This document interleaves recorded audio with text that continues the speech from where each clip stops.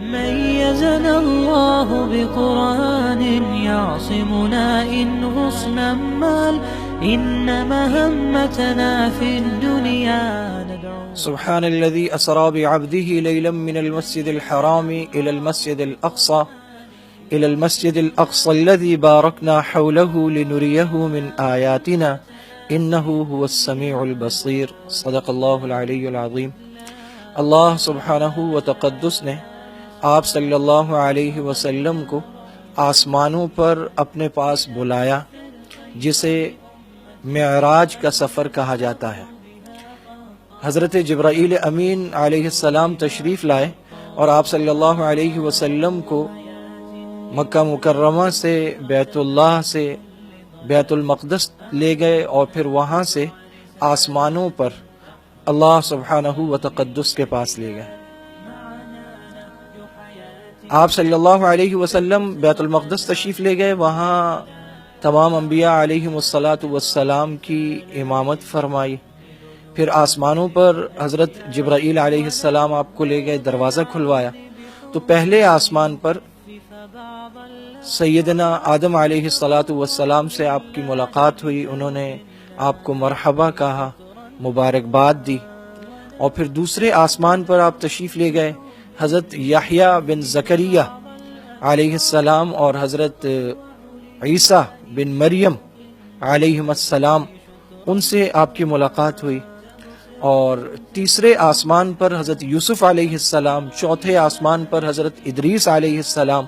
پانچویں آسمان پر حضرت ہارون بن عمران علیہ السلام، اور چھٹے آسمان پر حضرت موسیٰ علیہ السلام سے آپ کی ملاقات ہوئی، اور ساتویں آسمان پر سیدنا ابراہیم خلیل اللہ علیہ السلام سے آپ صلی اللہ علیہ وسلم کی ملاقات ہوئی۔ پھر آپ سدرۃ المنتہا تک تشریف لے گئے، اور پھر آپ کے لیے بیت المعمور کو ظاہر کیا گیا، اور پھر اللہ پاک کی بارگاہ میں حاضر ہوئے، اور 2 کمانوں سے بھی کم فاصلہ رہ گیا، اور پھر اللہ سبحانہ و تقدس نے آپ پر وحی فرمائی جو کہ آپ نے وحی فرمائی۔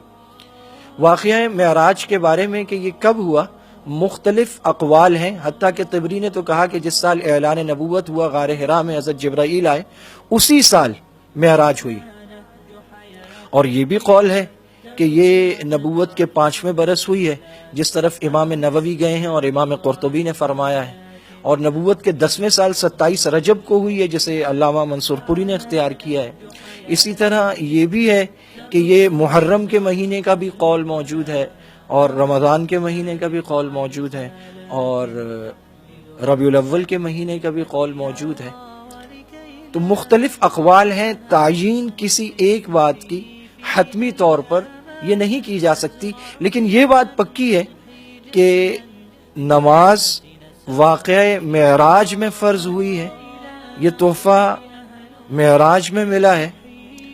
اور نماز کی فرضیت سے پہلے سیدہ خدیجہ الکبریٰ رضی اللہ تعالی عنہا کا انتقال ہو چکا تھا، اور آپ کا انتقال نبوت کے 10ویں سال ماہ رمضان میں ہوا ہے، یعنی اس کے بعد کا یہ واقعہ ہے۔ اور یہ بھی کہا گیا کہ یہ بیعت عقبہ اولیٰ اور بیعت عقبہ ثانیہ ان کے درمیان کا واقعہ ہے، جو کہ 11 اور 12 ہجری میں ہے، اور اسی طرح بیعت عقبہ اولیٰ سے تھوڑا سا پہلے۔ تو کسی ایک تاریخ کو مختص کر لینا، طے کر لینا، تو یہ حتمی طور پر ممکن نہیں ہے۔ اسی طرح یہ کہ واقعہ معراج کے حوالے سے یہ آپ صلی اللہ علیہ وسلم اور پوری امت کے لیے بہت بڑے اعزاز کی بات ہے۔ ہر آسمان پر جس نبی سے آپ کی ملاقات ہوئی ہے، انہوں نے باقاعدہ آپ کو مبارکباد دی ہے، تو وہ مبارکباد یقیناً اس بارگاہ میں بنفس نفیس حاضری پر تھی جو اللہ سبحانہ و تقدس نے آپ صلی اللہ علیہ وسلم کو عطا فرمائی۔ اور اسی طرح یہ کہ سیدہ خدیجہ الکبریٰ اور حضرت ابو طالب کے انتقال کی وجہ سے آپ حزین اور ملول تھے، تو آپ کی دلجوئی بھی اس سے مقصود تھی، لیکن قرآن کریم نے جو اصل بات یہاں کہی ہے لِنُرِيَهُ مِنْ آیاتنا، تاکہ ہم اپنی نشانیاں دکھلائیں۔ اور انبیاء علیہم السلام کو اللہ پاک ایسی نشانیاں دکھلاتے ہیں تاکہ عین الیقین حاصل ہو جائے اور وہ بڑی سے بڑی تکلیف کو خندہ پیشانی کے ساتھ جھیل جائیں، جیسے حضرت ابراہیم علیہ السلام کے بارے میں کہا گیا وَكَذَلِكَ نُرِي إِبْرَاهِيمَ مَلَكُوتَ السَّمَاوَاتِ وَالْأَرْضِ وَلِيَكُونَ مِنَ الْمُوقِنِينَ، زمین و آسمان کی سلطنت اس لیے دکھلائی تاکہ وہ یقین کرنے والوں میں سے ہوں۔ حضرت موسیٰ کے بارے میں کہا لِنُرِيَهُ مِنْ آيَاتِنَا الْكُبْرَى،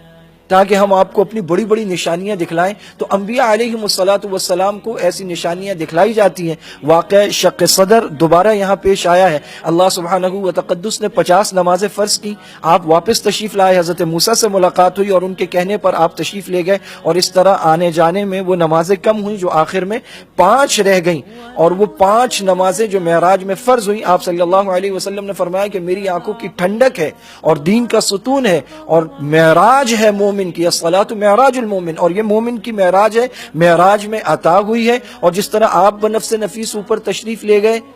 اور اتنا اونچا مقام ملا، اسی طرح انسان نماز پڑھ کے گویا کہ معراج حاصل کر لیتا ہے، اللہ پاک کے قریب چلا جاتا ہے۔ تو یہ وہ تحفہ ہے جو معراج کا اصل تحفہ ہے، جس کی ہمیں قدر کرنی چاہیے، اور آپ صلی اللہ علیہ وسلم نے اسے اپنی آنکھوں کی ٹھنڈک قرار دیا اور اسلام اور کفر کے درمیان حد فاصل قرار دیا۔ اور باقی رہ گئی یہ بات کہ اس رات میں کوئی خاص عبادت، خاص نوافل، ایسا کچھ نہیں ہے، اور صحابہ کرام سے یا آپ صلی اللہ علیہ وسلم سے ایسا کوئی ارشاد، ایسا کوئی عمل ثابت نہیں ہے۔ صحابہ آپ کے بعد 100 سال موجود رہے ہیں، اور اسی طرح اس کے اگلے دن کا روزہ اور اس کی کوئی بڑی فضیلت ایسا کوئی ثابت نہیں ہے۔ 1 یا 2 ضعیف روایات ہیں اس میں، لیکن حتمی طور پر ایسا نہیں ہے۔ اور حضرت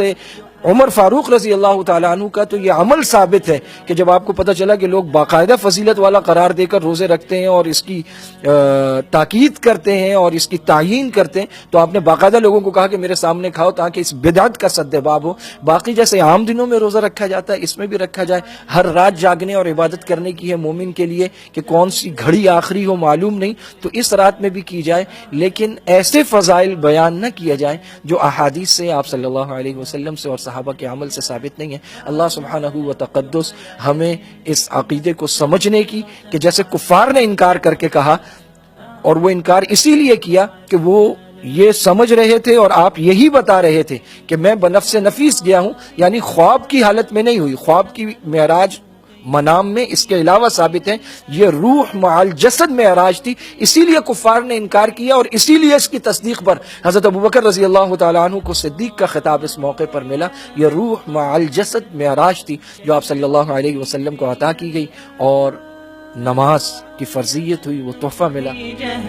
للجنة نسعى برضا